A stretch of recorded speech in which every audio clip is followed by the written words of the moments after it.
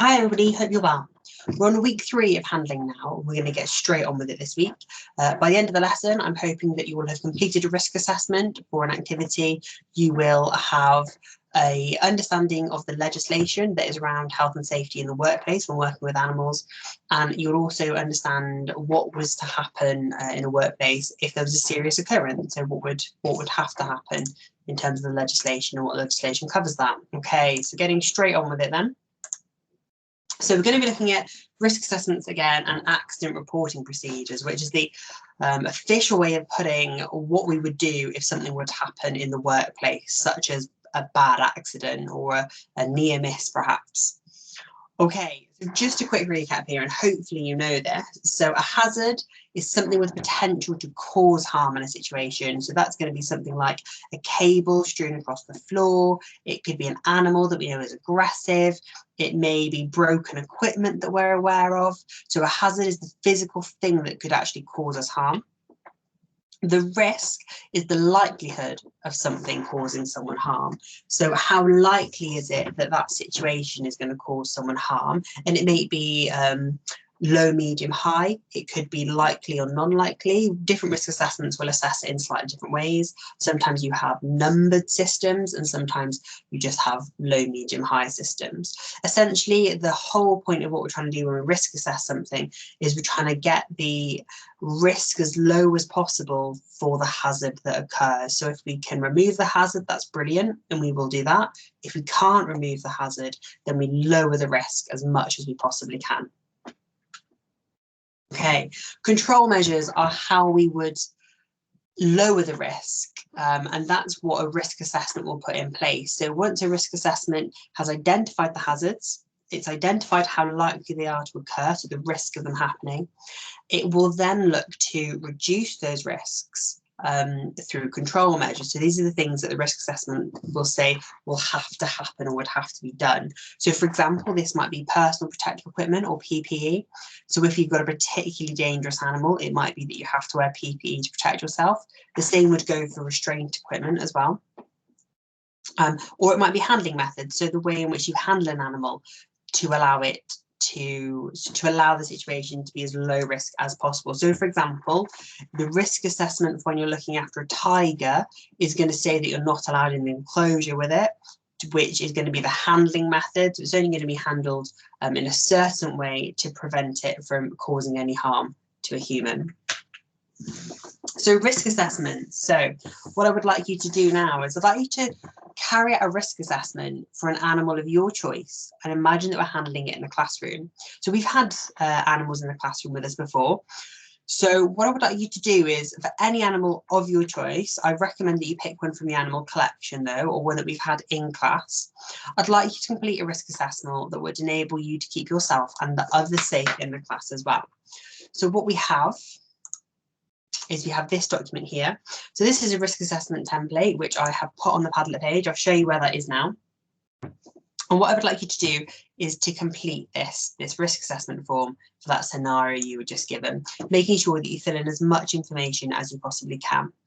So in the task area up here, for example, you would put handling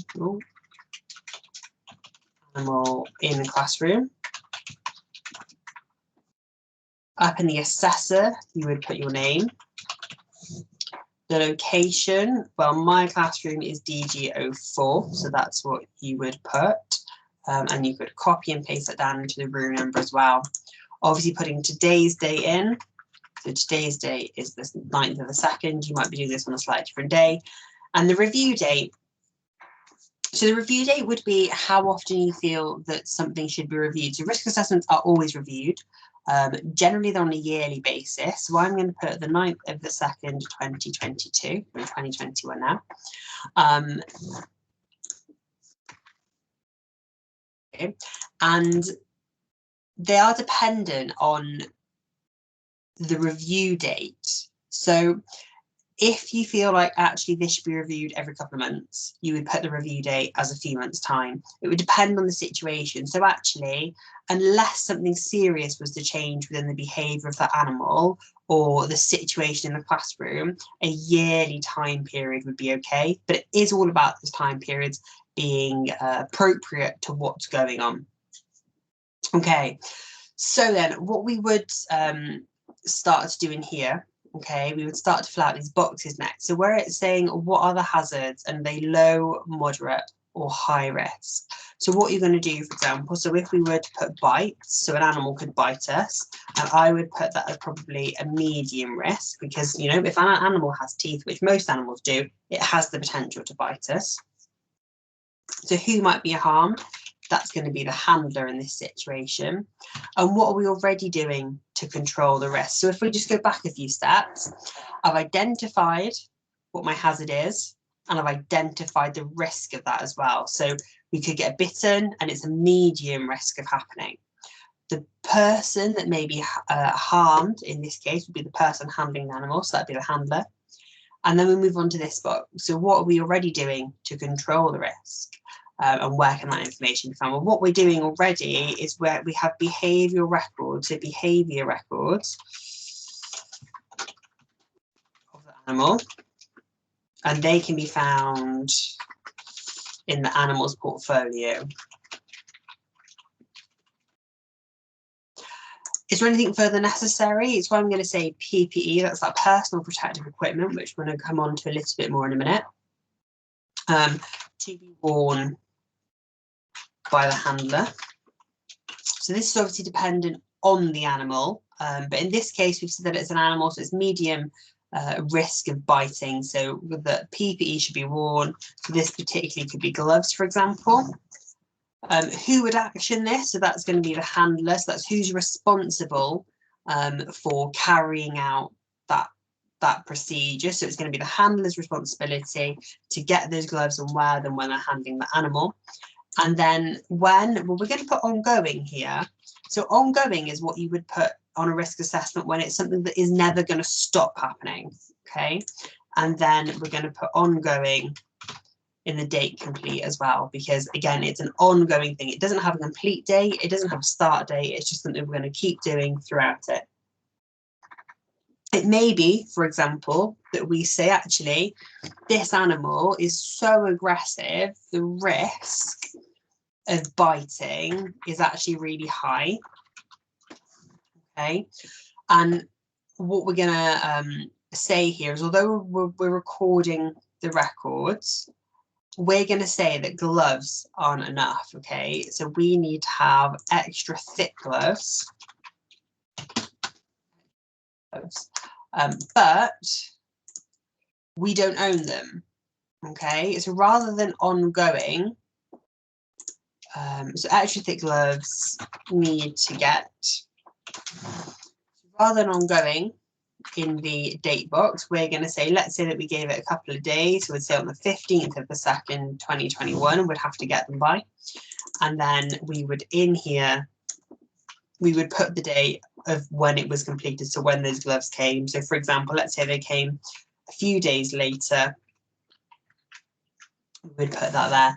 Just a little example there of how you would complete that risk assessment. So you need to complete this risk assessment for this scenario here, and that template for you is this one here. Okay, so the risk assessment template is there for you to download and use, please. Please save that to your documents, because you will need it as part of your assessed work when we come back into college. So this is where you can pause me for the first time, please, to go and complete that risk assessment. Okay, so moving on then, now you've completed your risk assessments, we're going to have a quick look at this one piece of legislation before we go and look at some legislation afterwards as well. So the first one that I would like to bring to attention is something called RIDDOR, so RIDDOR, and this is a 2013 piece of legislation. So this stands for the Reporting of Injuries, Diseases and Dangerous Occurrences Regulations. So what this does is it puts a statutory requirement, so a legal requirement for employers and other people in charge of work premises to report and keep records of the following. So work-related accidents which cause deaths, work-related accidents which cause certain serious injuries, and these are called reportable injuries, and also diagnosed cases of certain industrial diseases. So there are a whole list, and this list is available on the government website. If you put Riddle in, it will come up in Google. Okay, so this piece of legislation says that if any of these things which are included in the piece of legislation occur, we would need to report them to the government, report that they have happened. So you have those three areas. You've got reportable injuries, occupational diseases, and dangerous occurrences as well. And they would be reported via online or over the phone.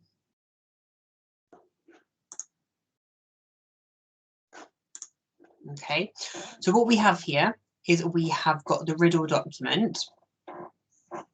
So this is the document that tells you all about the piece of legislation. This is a summary document. So this will be a document that summarizes the whole piece of legislation, because the whole piece of legislation is actually quite large. So first of all, we have our types of reportable injury. Okay, and they're quite specific in terms of what we would need to report. So we would have to report deaths. So any deaths that occurred related to an accident, which would include physical violence, we would have to report them to Riddle that they've happened on our work premises. So for example, say that you were working in a zoo and one of the animals killed a keeper, that would have to be reported under the death section. Specified injuries to workers.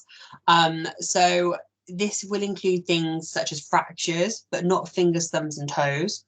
You've got amputation. So if anything leads to an amputation of an arm, hand, finger, thumb, leg, foot or toe, you'd have to report that. Things like permanent loss of sight or reduction of sight, crush injuries leading to internal organ damage, serious burns, scalpings, unconsciousness caused by head injury or asphyxia, so lack of oxygen asphyxia, and any injury from working in an enclosed space which leads to hypothermia or heat-induced illness or requires resuscitation or admission to hospital for more than 24 hours. So you can see that actually they're very specific, apart from that last one, which or admittance to hospital for more than 24 hours, that could possibly be quite a few injuries that could occur at work.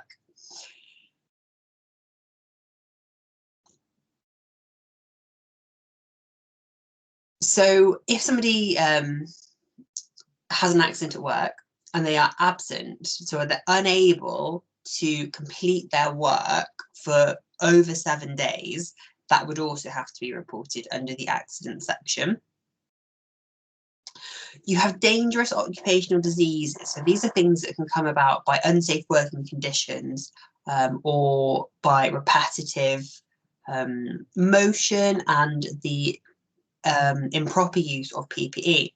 So this is going to be things like tendinitis, occupational dermatitis, which is a skin condition, things like occupational asthma are all things that could happen. So things like occupational asthma, for example, if you were working in an animal facility and it wasn't cleaned properly and the incorrect chemicals were used, occupational asthma would definitely be something that you could possibly see occur. And then you've got your dangerous occurrences which can happen. So these are specified by something called a near miss event. You can see that there. Okay, so this is where incidents that have occurred that have not caused harm, but certainly have got the potential to cause harm.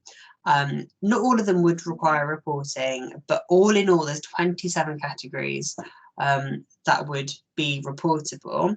Just some examples that we have here, though, for example, are going to be that heavy equipment has come into contact with overhead cables, so that would be that one there, and you can see how dangerous that could be. Or the failure of load-bearing parts. So, for example, if you were working in, say, an animal feed factory, and one of the heavy crane lifts there were to malfunction and drop its heavy load, that would certainly have the potential to cause injury, so that would possibly need to be reported as well. So it can, as I say, that there's 27 categories of dangerous occurrences, so it is quite an extensive piece of legislation. Okay, this document as well, what I will do is I'll put this document onto the Padlet page for you as well, if you'd like to have a look at it. How to record them then? So records are really important, like they're massively important to record them, and we're going to go on to that in a moment. So it's a legal responsibility to keep records of RIDDOR instances, and they have to be kept in certain ways. Now, these injuries are, also the reporting of these is done in two main ways. You have got online, so they would simply go to that website there and you'll be able to report it via the online form. Or alternatively, there is a telephone line, but this is predominantly used for fatal specified injuries only. So that's RIDDOR for you. Okay.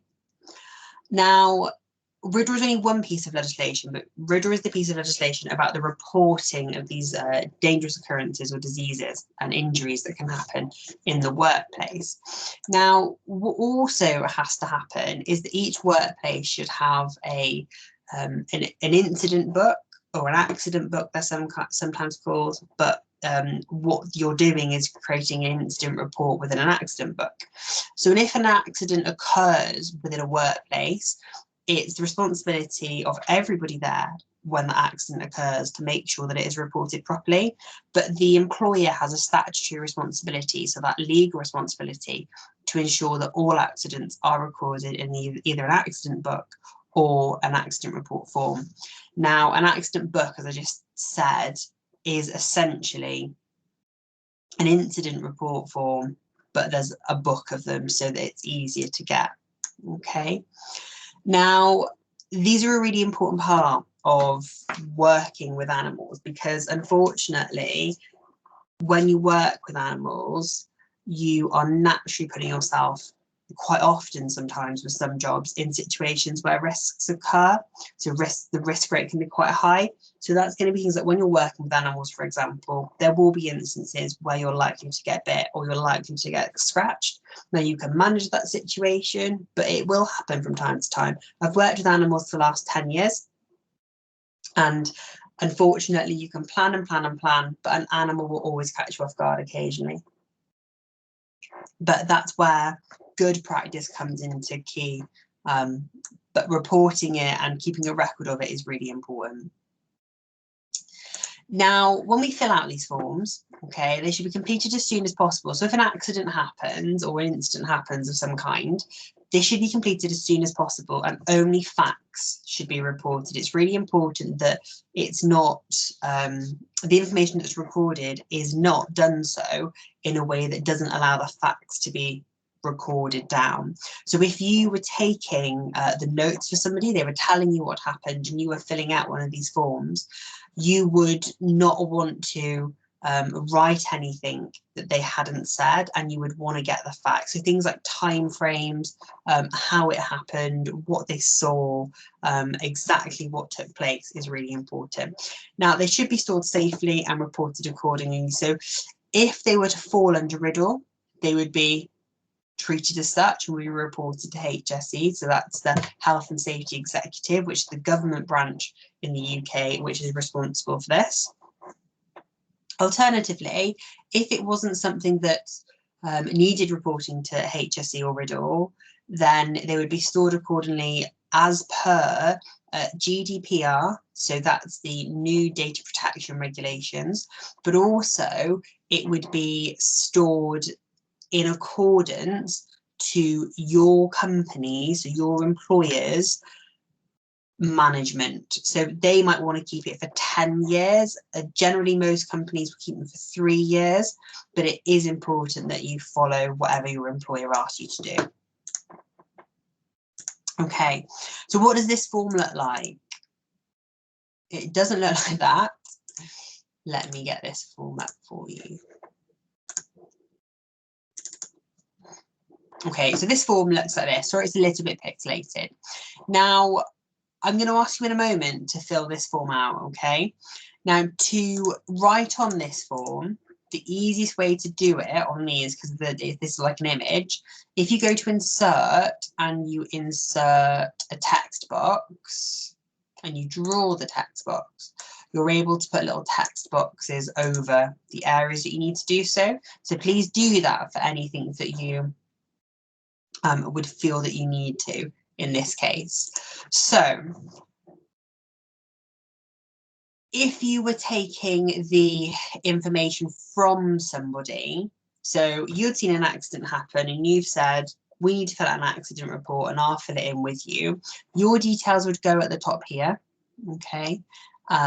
So that we know who's reported the incident, and then the employee that's involved, their information would go here. Now, in this instance, we're going to go that you're the employee, okay? So you're the person that this has happened to. Now, you would obviously put your name in, your job title, the dates, times and dates are really, really very important, and also is location and specific area of location. So for example, it might be that the location would be the animal rooms at Filton, but the specific area of the location would be the reptile room in the tortoise enclosure, for as an example. So the more specific we are, the better it is. And if there was any witnesses involved, or witnesses as well, witnesses can be really important, especially in the case of if somebody tries to claim, legally claim, so sue the company, for example, witnesses are really important in there. So what you would then do is you start to describe what was happening immediately up to and afterwards the accident. So what was happening before and what was happening afterwards. So for example, if you were to write, John was handling the snake in an appropriate manner and the snake suddenly became aggressive. The snake then bit and the snake was then put away once it had been done and the wounds were tended to. That is kind of appropriate, isn't it? So you read it and you think, okay, yeah, that's an appropriate thing to have happened. But if I wrote instead, John was handling the snake, John noticed the snake was being aggressive, however, still handled the snake, you can see it starts to change the situation. So capturing this information really gives you a broader view on the situation that's happening and helping you understand that. The employee explanation of events and the circumstances. So this is kind of like what was happening in general, and then this is the employee explaining the events and the circumstances around it. And then in the last box here, you would start to discuss what was happening. So it might be if they were bit, it might be that a first aider was called, perhaps an ambulance was needed. So what is the situation that's happened? So it might be that they are things that have actually happened. So things like they've gone to the hospital or something like that. It might be things that are planned to happen. So for example, it might be that snake, we now know that it's really quite aggressive, so we would put a warning on its enclosure sign, and maybe we need 2 people to handle that snake at all times from now on. And that's going to be the plan. So you would write that that's the plan moving forward.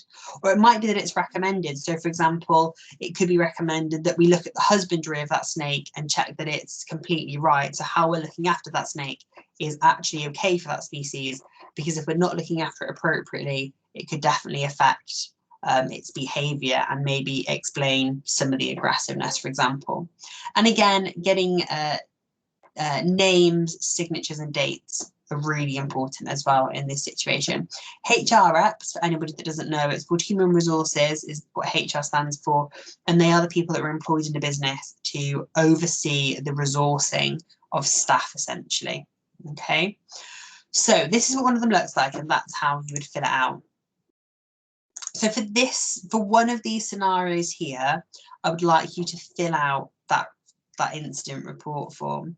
The incident report form is also on the Padlet page. It is here, okay? But please remember, as I said, because you can't type onto it because it's in a picture format, you'll need to go to Insert, Text Box, Draw a Text Box, Draw a Text Box, and insert them that way.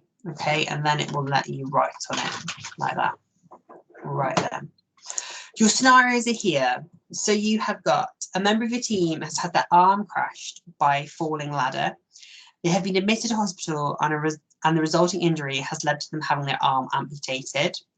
And you're working in a pet store and a customer has tripped over a stack of dog food. They've cut their hand falling. The cut is around 3 centimeters long and is quite shallow. So 2 scenarios there. Okay, please pick one of them to do that incident report on. So for one of these scenarios here, I'd like you to complete this form here, which is on the Padlet by here. And again, save that to your own documents, and we will need that when you come back into college.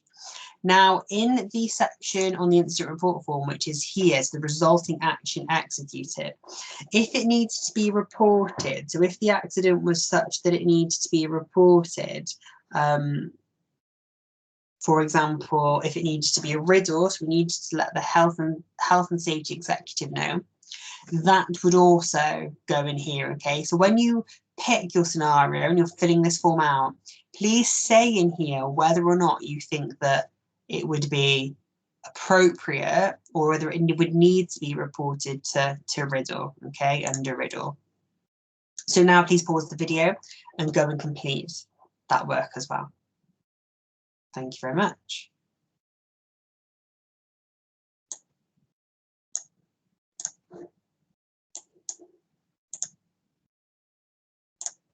Okay, we're going to move on slightly more now, and we're going to discuss the use of personal protective equipment. Now, this is something that I should hope by now we're all aware of the term of, because during the COVID pandemic, we have absolutely seen our fair share of personal protective equipment, and it's played a vital role in protecting everyone's health. When we work with animals, we are always using some form of personal protective equipment. There is almost no situation I can think of where you would be using absolutely no form of personal protective equipment in a professional setting. Okay, the purpose of PPE. So one of the initial purposes of PPE is it helps us to prevent cross-contamination. So, for example, if we're wearing a plastic bodysuit when we're inspecting animals, it can be sterilised or disposed of when the inspection is complete. This goes further. So this, for example, could be if we know that an animal has a zoonotic disease. So thinking back to our last unit of health, hopefully we all know what a zoonotic disease is now. Just for a recap for anybody who is unsure, a zoonotic disease is a disease that can be transferred. So it has a transmission route from animals to the human population.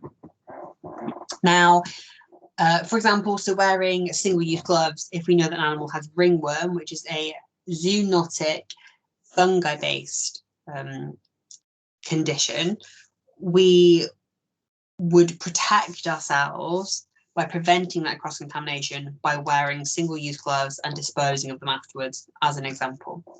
Prevention of injury, so this might be, for example, wearing gloves to prevent injury from biting, or prevention of injury to the animal as well. So sometimes we might use PPE in a way that is going to help us protect the animal. So it could be that by protecting ourselves from something, we're allowing the animal to express that behavior. And a clear example could be something like tarantulas. So tarantulas are able to flick hairs off their back that are irritants, and they can, in some cases, cause quite severe reactions in people. And if they get in your eyes, it can be really quite dangerous. You could go blind. Now, if we were to wear goggles, for example, that becomes less of a risk. We're managing that risk. We've lowered that risk level of that hazard. So what we're then able to do, we're then still able to interact with a tarantula.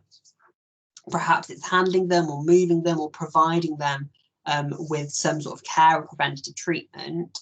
But because we've lowered the risk level of that hazard, we're allowed to do that. So preventing that injury to the animal. Examples of PPE, just some examples because you could go on forever about it. So it's going to be things like protective footwear, so boots and steel toe cap boots, overalls, gloves and gauntlets. So gloves cover your hands up to your wrists. Gauntlets cover your arms as well and tend to be made out of much stronger leather material. So for anybody who's ever seen anybody flying a bird of prey, those big leather gloves that also cover their arms as well, that's pretty close to a gauntlet. You've got things like face masks, which are going to be helping prevent cross-contamination. Hearing protection, as lovingly modelled by our beautiful dog there. Obviously, we wouldn't wear muffs, we wear ear defenders. So that some animals can produce louds that are so loud, it could damage our hearing if we didn't have any sort of protection on when we were in close contact with them. And then again, that handling and restraining equipment of the animals. So, for example, it could be a snake hook if we're handling a snake that we know is aggressive or perhaps could cause a serious injury. So using a snake hook would help us keep the animal's head further away from us. It's also really important when we're considering being safe around animals that we consider our behavior around them. So there's just a few things there that will help us stay safe when we're handling and working with animals. So it's going to be not wearing jewelry. Now, I would extend that further to not wearing jewelry, wearing very limited makeup, dressing appropriately, and also not wearing heavy colognes or anything like that. Heavy bodily scents from humans can interfere with animals' natural ways of communicating, particularly what we call chemical communication, and it can send false signals to animals. So they might smell a perfume on us, and whereas we think it's a pleasant smell, they might take that as us being really defensive or aggressive towards them, and they would act accordingly to that. Obviously not running while holding an animal, hopefully we all know that. Things like shouting, so calm, quiet voices around animals are always much better. They get less stressed out. No messing around in general, I think, is a really good way to consider it. And as it says there, etc., because you could go on and on about safe behaviour. But really, it's about taking responsibility for yours and those behaviours around you and making sure that you and those around you are safe at all times. Okay, now talking about being safe at all times, there are legislations in the UK which are put in place to help us stay safe within the workplace at all times. And this is a research task that I have for you.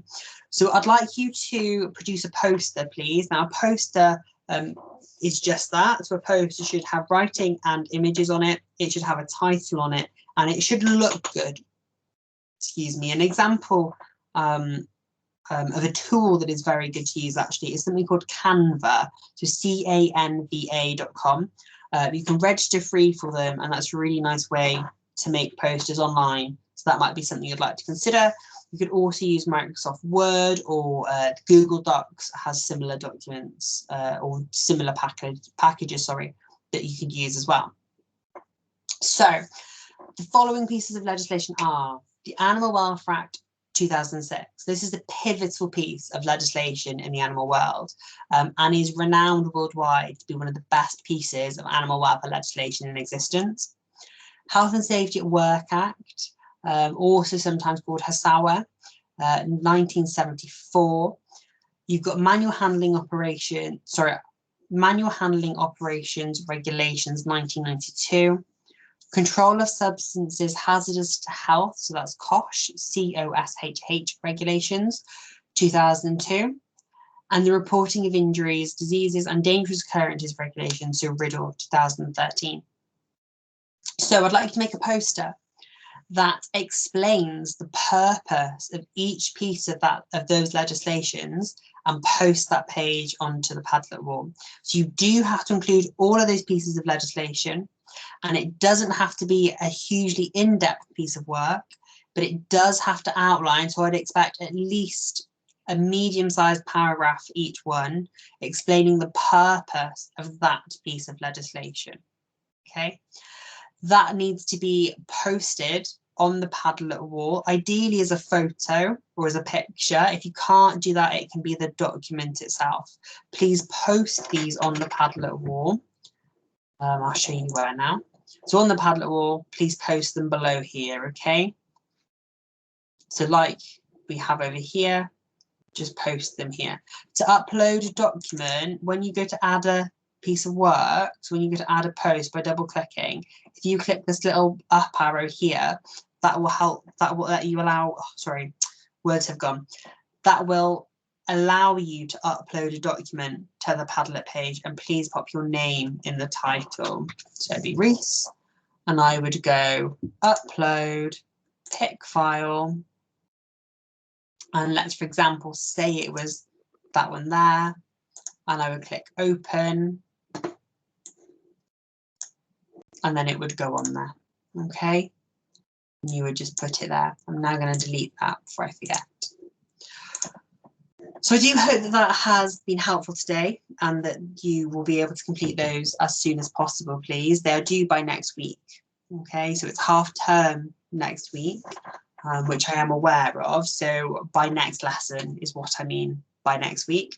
For those of you who haven't managed to access lesson 1 and lesson 2 yet, please let me know if you're having issues doing that. A few of you have been in contact, which is great, but please let me know if there's anything I can do to help. And if you don't understand what I'm asking you to do, please drop me an email address, okay?